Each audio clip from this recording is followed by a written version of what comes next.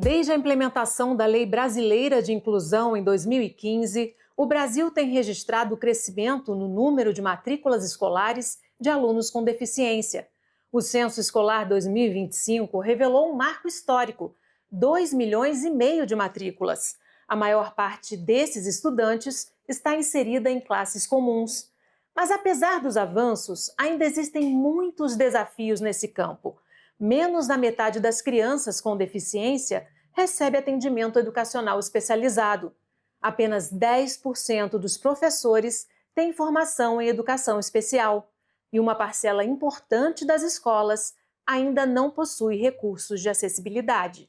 Os avanços e os desafios da educação inclusiva no Brasil. Esse é o tema em questão no programa de hoje. A nossa convidada é a neuropediatra Carla Gicovati. Ela que é professora da Faculdade de Medicina de Petrópolis, da Unifase, e especialista em transtorno do espectro autista.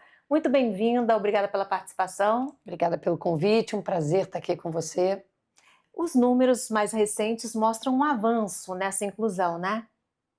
A gente tem cada vez mais famílias buscando a escola já com essa expectativa de que seja feito um programa diferenciado, uma adaptação, aumentar o número de diagnósticos também. Então, a gente vive um momento de bastante modificação e transformação na educação inclusiva, né? Uhum. Quando a gente fala de crianças com deficiência, o que está debaixo desse guarda-chuva? Que neurodivergências, que deficiências estão incluídas? Então, na realidade, né, se a gente fosse uma sociedade de verdade, profundamente inclusiva, talvez a gente nem precisasse de tantos diagnósticos, a gente entenderia que a diferença é inerente ao humano, né? E que uma pessoa pode ter mais facilidade em matemática, a outra pode ter mais dificuldade em educação física e que isso faz parte da diversidade. Mas, na prática, né, o dia a dia, as famílias procuram o atendimento médico narrando uma dificuldade que a escola relatou para a família e com expectativa de ter um diagnóstico médico, um laudo médico, né? E esse laudo médico é pautado em quais questões ou quais variáveis aquela criança tem de dificuldade se considerada a média da população. Então, se você tem uma dificuldade em matemática, você vai receber um diagnóstico de descalculia. Se você tem uma dificuldade em português, em leitura e escrita, de dislexia, TDAH, da atenção, o autismo, que é um transtorno especialmente relacionado com a habilidade, com a dificuldade social e de comunicação. Tem o déficit intelectual, que é quando você tem um QI abaixo de 70, né, que é a linha de corte. Então, quando você fala de deficiência, você está falando de um universo bem diverso, onde aquela pessoa apresenta alguma área de dificuldade que foge da curva típica, que é uma dificuldade que requer uma atenção diferenciada. Isso a gente falou em termos do neurodesenvolvimento, mas pode ser um problema motor, pode ser sensorial, né? Visão, audição. Então, se a gente considerar todos os tipos de transtornos do neurodesenvolvimento, você chega a quase 20% da população. Então, a neurodiversidade é muito, muito do humano, muito comum, né? Tem crescido, inclusive, de forma expressiva, as matrículas de crianças com autismo, né? O que isso muda na escola ou deveria mudar? O universo do autismo é um universo de muita diversidade também, né? Você vai desde crianças que têm extrema facilidade acadêmica, com altas habilidades junto com as características de autismo, até pessoas com autismo e deficiência intelectual. Então, na realidade, muda muito, mas o que muda depende do sujeito, de o que aquela pessoa tem. Então, se você tem uma criança com altas habilidades, interesse restrito muito grande, que está atrapalhando o aprendizado do que a professora propõe, porque ele aprende com facilidade e o interesse dele está em outra coisa, as suas adaptações serão uma. Se você tem uma criança, por outro lado, que tem 12 anos de idade, que agora está começando a ter algum entendimento de letras e números, a sua adaptação é em outra direção. Então, o que requer o autismo dentro da escola, assim como os outros transtornos, é uma flexibilidade do grupo de educadores para entender quais são as facilidades e as dificuldades, quais são as áreas que vão ser necessárias uma intervenção mais específica e qual seria essa intervenção. E isso é muito difícil porque seria uma educação muito personalizada, né, através daquele programa educacional individualizado, onde você faz para aquela criança um currículo. Mas quando você tem um aumento expressivo dessas crianças no ambiente escolar, você certamente precisaria de muito mais educadores, professores, coordenadores, especialistas em educação especial, porque você acaba fazendo uma escolaridade personalizada para um número muito grande de crianças. E essas famílias, muitas vezes, diante do laudo médico, exigem os seus direitos, que estão escritos na lei, com razão, mas a escola tem as suas limitações, infelizmente, poucos mediadores, poucos professores preparados, e muitas vezes fala também das suas dificuldades de realizar isso que está sendo solicitado. Então, é uma situação bem delicada para todos. Justamente um percentual muito pequeno tem esse atendimento especializado, individualizado, né? A grande maioria não tem e está em classes comuns, né? Que dinâmica isso cria? Quais são as vantagens de estar numa classe comum e quais são as dificuldades? A lei brasileira argumenta que você deve fazer tudo o que for necessário para ele ficar na classe regular de ensino. Então, a prioridade é que ele fique na classe regular de ensino. Para isso, muitas vezes é preciso um mediador ou um estagiário só para ele. Para isso, é preciso ter esse número grande de estagiários na medida que aumenta o número de pessoas precisando do estagiário. E muitas vezes a criança está na sala regular de ensino e tem a sala de recurso como apoio, uma vez por semana, que na verdade muitas vezes é pouco. E se ela precisar de um currículo adaptado, esse professor, que por vezes não tem quem o ajude, vai ter que fazer um material todo adaptado, uma tarefa de casa, uma tarefa de sala. Quem vai corrigir esse trabalho com a criança enquanto ele está dando conta da turma?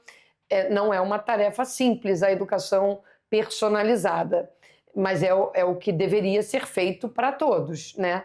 A vantagem de estar numa turma regular é humanizar e criar e construir uma sociedade sensível à diversidade humana, que isso é um bem inestimável, quer dizer, muito interessante você educar as crianças com esse ponto de vista.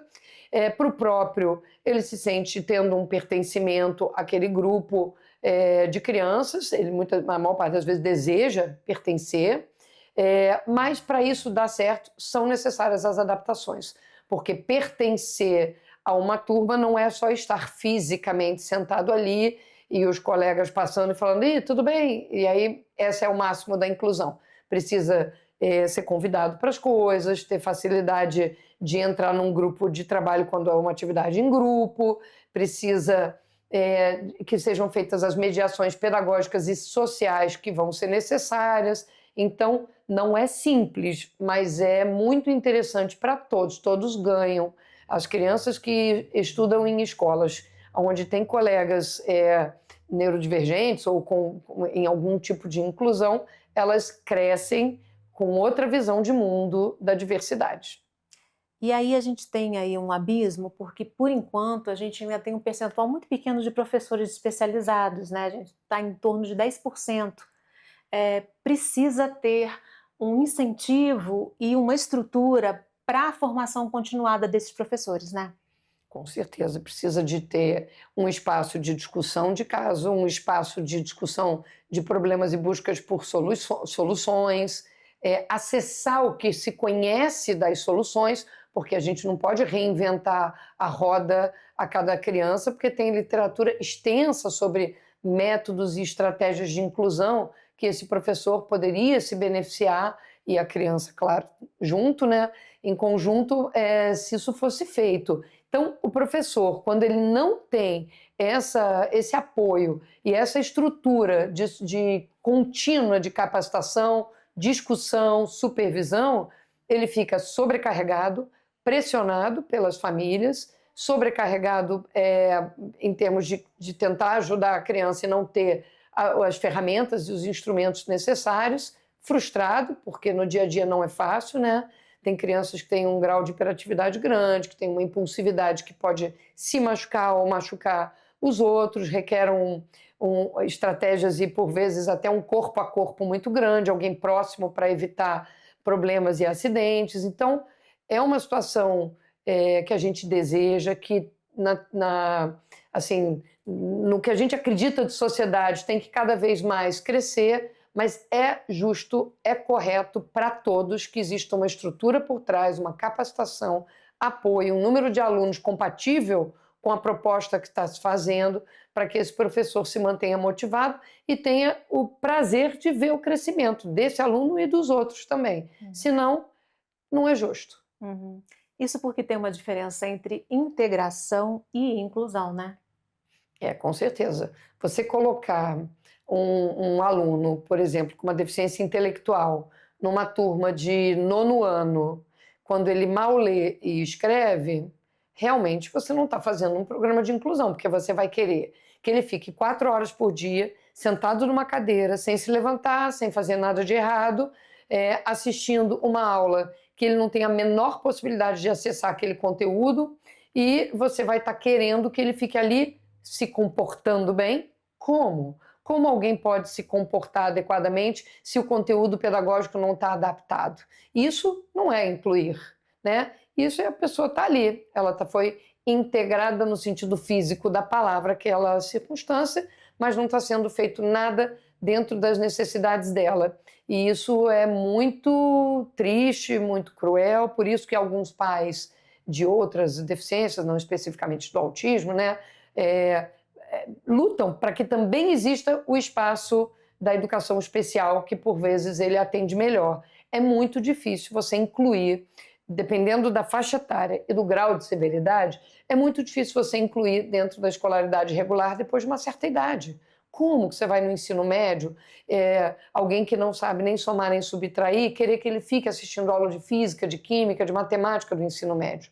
Isso não é justo. E o professor do ensino médio que entra e sai de turma, às vezes em 2, 3 empregos, como que ele vai conseguir ajudar essa pessoa a adquirir a matemática da vida, que é o que você precisa, ver troco, ver horas, saber comprar à vista e a prazo, qual é a sua diferença? Existe a escolaridade da vida, que se você tem a possibilidade de fazer essa adaptação de currículo, nesse caso de grande porte, a pessoa pode continuar frequentando a escola no sentido de ter uma rotina, de participar das festas, dos recreios, da educação física, mas ela tem que ter um conteúdo pedagógico adaptado. Escola não é lugar somente de socialização, é lugar de aprender. Você falou aí na parte física, né? E a acessibilidade vai além da questão das rampas, né? Com certeza, né? A rampa, ela é útil realmente para o cadeirante, mas como é que a gente fala, né, da comunicação alternativa para um autista não verbal? Será que os professores têm essa capacitação para uso de métodos de figura, comunicadores eletrônicos? Hoje a gente tem aplicativos para os tablets para melhorar a comunicação, tanto expressiva quanto receptiva, né? A gente tem que fazer adaptações, por vezes, sensoriais, né? A escola é um lugar barulhento, né? Você vai num recreio de escola, é um lugar barulhento. Tem algum lugar de descanso sensorial, tem a possibilidade de fazer adaptação da alimentação, seja para uma criança com restrição alimentar ou até uma alergia alimentar, né? A gente tem que pensar que as adaptações são em muitas direções. Por isso que o trabalho é tão artesanal e tão personalizado. Assim, não tem como criar uma regra que possa servir para todos os autistas, de forma alguma. Muitas dessas crianças, elas precisariam de um acompanhamento terapêutico fora da sala de aula, né? Quando esse acompanhamento não acontece, porque a família não tem condições, não tem acesso, qual o impacto no desenvolvimento? Olha, o impacto é imenso, né? Porque a escola tem um papel, mas ela não tem todos os papéis, né? Ela não tem como substituir terapias, assim como as escolas não têm como substituir o papel dos pais, que independente da criança ter algum transtorno ou não, a gente vê isso acontecendo, né? Os pais querem delegar muitas vezes as questões educacionais, de comportamento, de atender comandos para escolas. Isso é uma parceria, tem que existir uma parceria. A escola não tem como dar conta de tudo de forma alguma. E isso sobrecarrega a escola, sobrecarrega o professor, e existem espaços com diferentes objetivos. E é muito triste ver isso acontecendo, porque a profissão de professor é uma profissão que requer um idealismo, e a exaustão é um inimigo do idealismo, né? Se você está exausto, realmente, com essa percentual de burnout que a gente sabe que tem nos professores, fica muito difícil desse trabalho acontecer da forma empática e eficiente como deveria. Você considera que as campanhas de conscientização têm conseguido reduzir o capacitismo na sociedade? Olha, estamos em tempos muito melhores do que já estivemos, com toda certeza, né? Mas é aquela coisa, a gente fala, né, do preconceito, a gente se pega com frases que mostram que ainda está muito longe de acabar, né? Quando você fala, ai, tadinho, gente, ou nossa, que desenho lindo para um autista, tudo isso está embutido uma menos-valia que vai se construindo aos poucos, que a inclusão não deve ser só escolar, ela deve ser no mercado de trabalho, ela deve ser nas universidades, como a gente tem aqui, inclusive, né? É um setor responsável pelas inclusões mesmo numa universidade. E quanto mais as pessoas crescerem vendo que todas as pessoas têm a possibilidade de ter uma funcionalidade boa, caso lhe seja conferido a oportunidade, seja ambiental, seja de alguém olhar quais são as capacidades que ela tem, quais são as dificuldades, mas também quais são as facilidades, a gente começa a construir um mundo sem essa surpresa quando vê alguém com deficiência funcionando bem, como se isso não fosse o esperado. Então a gente ainda está longe de reverter esse cenário, mas acho que é um caminho muito especial o que está acontecendo, né? Há 35 anos atrás, realmente, era muito diferente. As crianças não estavam incluídas nas escolas, a gente tinha escolas especiais para autistas, a gente não via autistas nas universidades. Então, a gente vem fazendo um bom caminho, mas ainda tem chão. Estamos no início da caminhada, né? Isso. Mas já tem o positivo, que é esse início de caminhar, né? Com certeza. Você é responsável pelo ambulatório de neurodesenvolvimento, do ambulatório escola aqui da Unifase. Que trabalho que é feito lá?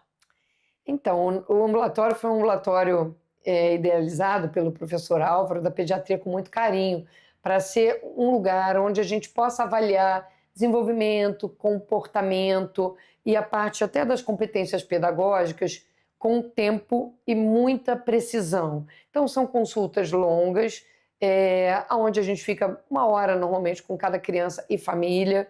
A gente tem tempo para ler os relatórios escolares, para conversar com os pais, para sentar no chão e examinar a criança, ver vídeos dela fora dali, porque pode ser que é uma criança, por exemplo, muito tímida, você não consegue ver o comportamento social dentro de um consultório.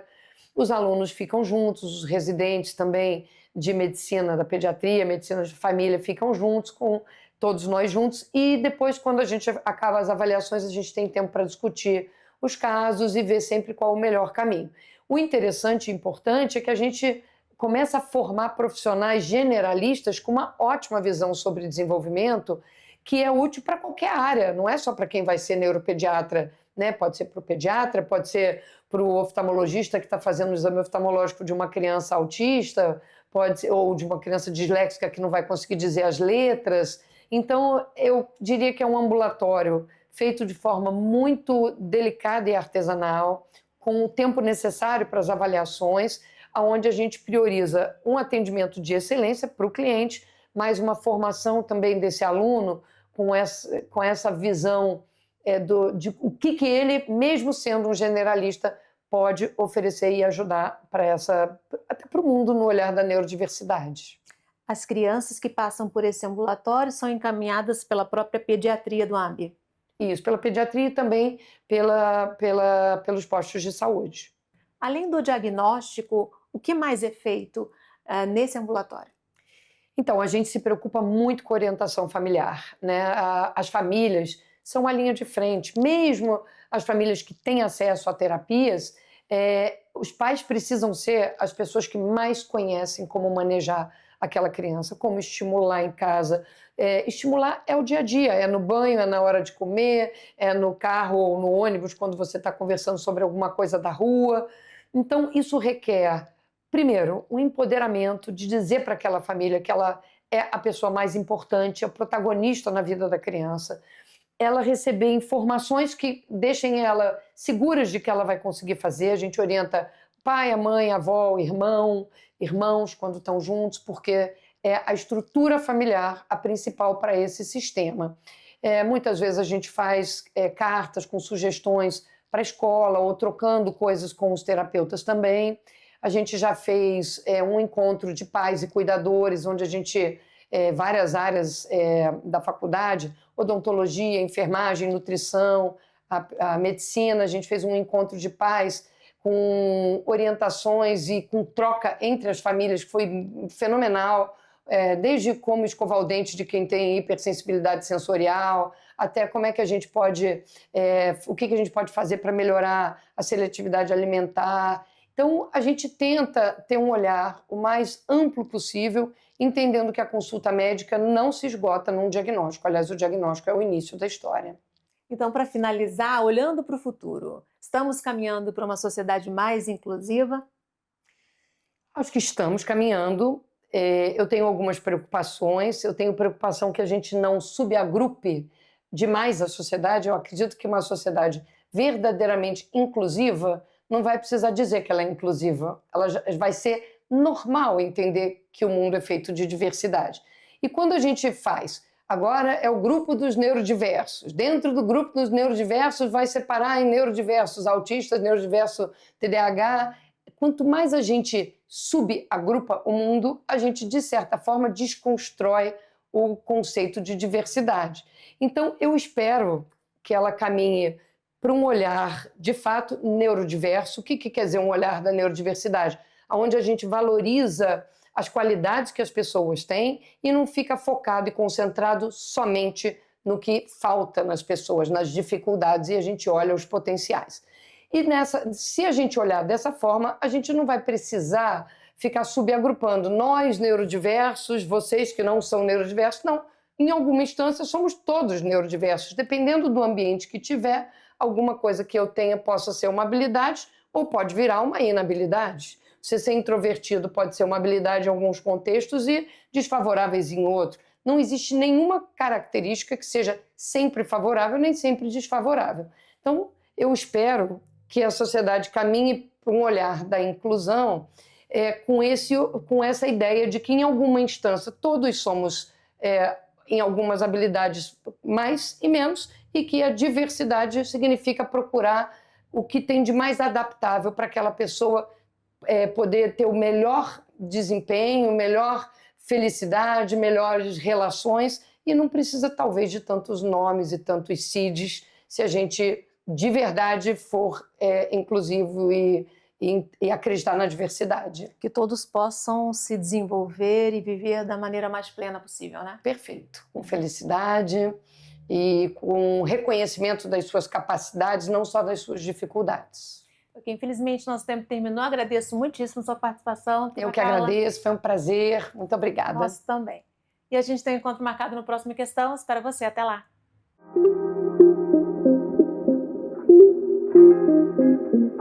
Thank you.